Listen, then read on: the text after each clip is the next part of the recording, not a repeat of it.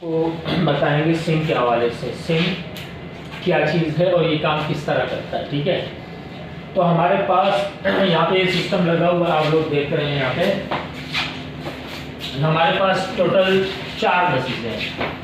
3 buses हमारे पास यहाँ पे आ रही है, बस 1, बस 2, बस 3। HT की भी हमारे पास 3 लाइन है जो बाहर से हमारे पास आ रही है, अमेरिकन एम्बेसी से, और 2 और है। ठीक है, अच्छा, मेन टॉपिक जो है हमारा सिंक। सिंक काम कैसे करता है? सबसे पहले हमें ये मालूम होना चाहिए सिंक है क्या चीज़।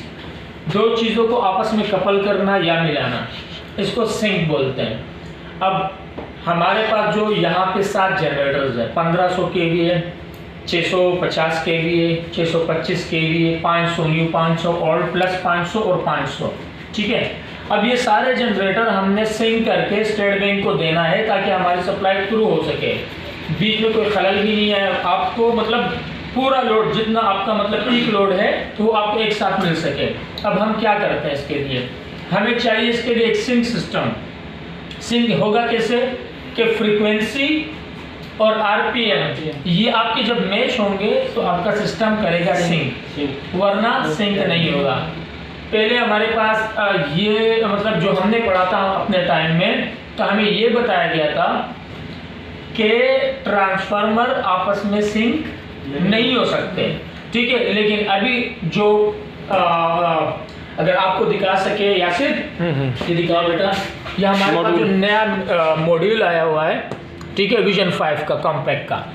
तो इसके बाद से हमारे पास ये हमें मालूम हुआ कि हाँ, हमारे ट्रांसफार्मर भी सिंक हो, चाहे सेम फ्रीक्वेंसी ना भी हो, फ्रीक्वेंसी ये खुद ही सेट कर लेता है इसकी। ठीक है, और ऑटो सिस्टम पे, और जनरेटर और क्या कहते हैं ट्रांसफार्मर, ये भी आपस में सिंक हो जाते हैं। पहले क्या होता है, हमारे जनरेटर जो है साथ के साथ ये आपस में सिंक होते हैं। ठीक है, उसके बाद हम ट्रांसफार्मर को भी आपस में सिंक कर सकते हैं। अच्छा, इसकी एक खासियत ये है, अगर आपकी लाइट चली जाती है, KE शट डाउन करती है, उसके बाद क्या होता है हमारे पास कि हमें एक झटका महसूस होता है कि लाइट चली गई है। मतलब जर्क तो खैर नहीं कह सकते, इसकी ड्यूरेशन थोड़ी सी ज़्यादा होती है, तकरीबन 8 से 10 सेकंड तक का होता है इसका ड्यूरेशन। जब हमारे पास सारे जनरेटर हमारे स्टार्ट हो जाते हैं, सिंक पे हमें लोड मिल जाता है और स्टेट बैंक को लोड प्रोवाइड हो जाता है। ठीक है, उसके बाद से हमारे पास क्या होता है, जब लाइट हमारी KE ऑन हो जाती है, तो इस सिस्टम की खासियत ये है कि ये सिस्टम पहले आपस में जनरेटर्स और हमारे 3 ट्रांसफार्मर आपस में पहले सिंक होते हैं। उसके बाद तीनों सिंक होने के बाद ये जनरेटर्स के साथ भी, ट्रांसफार्मर जनरेटर के साथ भी सिंक हो जाते हैं। ठीक है, अब यहाँ पे क्या होता है कि आपको महसूस नहीं होता कि हमारी लाइट आई है या नहीं है। हमारी बिल्डिंग को हमारे जितने भी मतलब मेन सप्लाई है उनको मिल जाती है बिल्डिंग को। ठीक है, तो हमें महसूस नहीं होता। फिर 1 बाय 1 करके हमारा एक जनरेटर जो है सिस्टम से निकल जाता है। तो ये सिंक सिस्टम की एक बहुत बड़ी खासियत है। अब यहाँ के आती है तो ये जनरेटर बंद लोड कम होता रहता है तो अपने हिसाब से बंद हो जाते हैं। डिवाइड मसलन अगर पहले 1500 चल रहा है और 500 चल रहा है, अगर 1500 पहले लोड कम हो गया, KC का आ गया, सिंक आ रही है KC का सिस्टम, तो पहले 1500 बंद हो जाता है, बाद में 500 बंद होता है। इस तरह देखो, लोड कम होता है तो अब जब आपकी K इलेक्ट्रिक ऑन हो गई है, आपके पास जनरेटर भी है प्लस ट्रांसफार्मर भी हो गए, आपके पास 2 1500 kVA, एक 1000 kVA, तो आपके पास काफ़ी मतलब बहुत ज़्यादा स्पेस बचा है। अब इस सिस्टम की खासियत ये है कि ये खुद ही मतलब इसको चेक करती रहती है कि मेरे पास मतलब बैलेंस कितना है, ठीक है, और मेरे ऊपर लोड कितना है। जिस तरह आहिस्ता आहिस्ता करके इसके ऊपर लोड कम होता जाता है। लोड कम कैसे होगा? सबसे पहले फॉर एग्जांपल आपके पास जो लोड है, हम अगर एम्पेयर में इसको नोट कर लेते हैं, 1500 2000 एम्पेयर हम समझ लें, जो हमारे स्टेट बैंक के हवाले से कुछ भी एम्पेयर नहीं है। ठीक है, तो ये क्या कर लेगा, कुछ जनरेटर्स को इसमें के बीच में से निकाल लेगा, आउट कर देगा। ठीक है, उसके बाद 1 बाय 1 इसको 1 बाय 1 करके एक जनरेटर इसको अपने सिंक सिस्टम से हटाता जाता है, ऑफ करता जाता है। ठीक है, वो कूल डाउन पर चले जाते हैं हमारे जनरेटर, और स्टेप बाय स्टेप लोड जो है हमारे ट्रांसफार्मर के ऊपर कन्वर्ट होता रहता है। तो ये हमारे सिस्टम के ऊपर लोड आ जाता है। मसलन कोई जरूरत नहीं आता कि लाइट के दिखाने के बाद कुछ भी बस वो ऑटो सिस्टम पे लोड डिवाइड होता है, बिल्कुल ऐसे ही है। बिल्कुल। अच्छा, हमारे पास यहाँ पे, अच्छा अब आप सोचेंगे कि हमारे पास तो मतलब ये सिस्टम काम कैसे करता है, ये तो मैंने आपको बता दिया। अब हमारे पास वो जो मेन सप्लाइयाँ लगी हुई है, जनरेटर का सिंक सिस्टम जो है हमारे पास ऊपर है, ठीक है। सेम टू सेम सिस्टम जो अपना पैनल रूम हम लोगों ने ऊपर बनाया सब स्टेशन के ऊपर, उसमें आ रही है। वहाँ से बस राइजर्स के थ्रू, ये देख रहे हैं आप, ये बस राइजर्स के थ्रू हमारे पास हर बस को अलग अलग सप्लाई मिल रही होती है। जब मिलने के बाद, सप्लाई मिलने के बाद ये यहाँ पे आके ये दिखाएं, यहाँ पे ये हमारी है ट्रांसफार्मर, ठीक है, ये है हमारा बस वे, ठीक है। ये सप्लाई यहाँ पे आके ऊपर यहाँ से होल्ड होने के बाद जब लाइट शट डाउन होती है, सिंक ऊपर हो जाता है, उसके बाद यहाँ से स्टेप बाय स्टेप, ये अगर आप देख सकते हैं, दिखा सकते हैं, अंदर हमारी लगी है बस बार, ठीक है। तो ये पूरा एक कॉमन बस बार है, दिखा दिया आपने, ये इस टाइम अभी भी लाइव है ये, ठीक है। अच्छा, ये पूरा बस बार जो ये हमारा लाइव हो जाता है, ठीक है। लेकिन इसका शर्त ये है, ये तब काम करेगा जब ये ऑफ होगा। ये एसी भी जो हमारा 2500 एम्पीयर का लगा हुआ है, ये ऑफ होगा तो वो काम करेगा, समझ गए आप लोग। इंटरलॉकिंग इसकी इस तरह होती है कि अगर ये काम करेगा तो वो काम नहीं करेगा, अगर वो काम करेगा ये काम नहीं करेगा, एक टाइम में एक ही काम करेगा, एक ही टाइम में एक ही काम करेगा, ठीक है। अच्छा, ये भी है।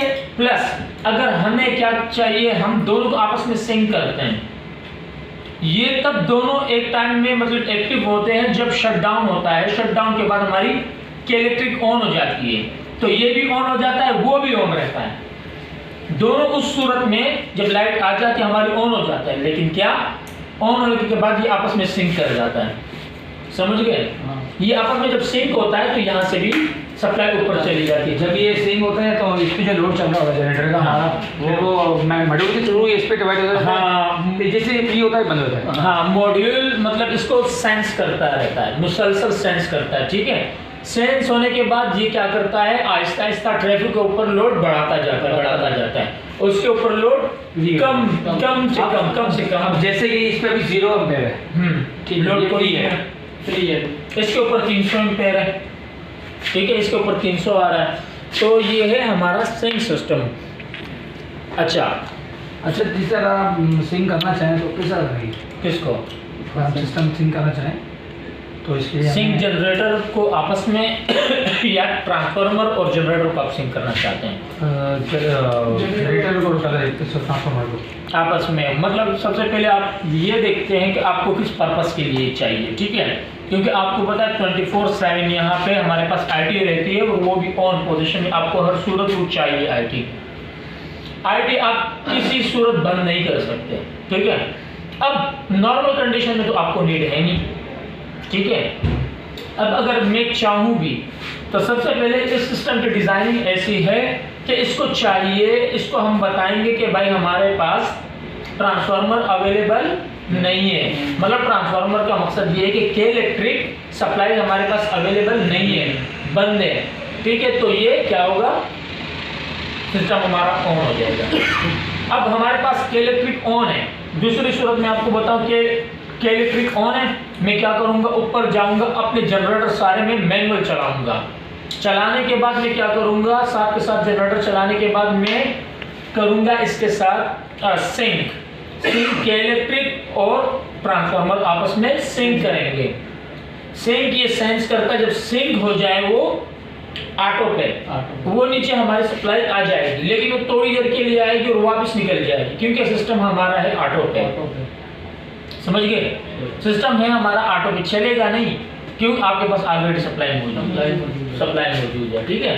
वहाँ से मैनुअल करने के, वहाँ से देखो, वहाँ से आप मैनुअल पे स्टार्टिंग में मैनुअल करते हैं, आप सिस्टम को अपना ऑन करते हैं। शिफ्ट करने के लिए आप फिर क्या करते हैं, क्लोज जीसीबी दबाते हैं, ठीक है। हाँ, क्लोज जीसीबी दबाने के बाद, लेकिन उसकी शर्त यह है कि ये सिंक हो। क्लोज जीसीबी दबाने के बाद हमारा सिस्टम इसमें आ जाएगा, लेकिन आने के 2 मिनट मैक्सिमम 2 मिनट के अंदर वापस भाग जाएगी। क्यों, आपके पास इलेक्ट्रिक मौजूद है। लेकिन वो उस सूरत में रहती है थोड़ी बहुत, ठीक है, कि हमारा शटडाउन हो और शटडाउन के बाद जब इलेक्ट्रिक ऑन होती है तो तकरीबन 2-3 मिनट वो रहती है, सेंस करने के बाद वो निकल जाती है। ठीक है, ओके, बंद कर दूँ।